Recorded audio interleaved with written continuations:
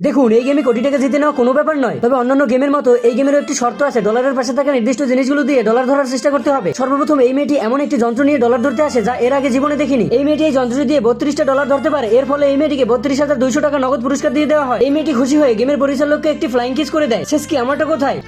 তারপর কৃষকের ভেসে এই মেয়েটি এসে হালকা ভাব নিয়ে নেয়। পোজ দেওয়া শেষে ডলার ছেড়ে দেওয়া হয়। এই আরে আপনি কথা বলতে বলতে ডলার ছেড়ে দিবেন আগে বলবেন না? আমি প্রস্তুত না থাকার কারণে মাত্র 28টি ডলার ধরতে পেরেছি। হ্যাঁ তো এই নাও তোমার 28,000 টাকা নিয়ে নাও। শোনো পাখি, ডলারগুলো উপরে না ছেড়ে এইখানে ছেড়ে দাও।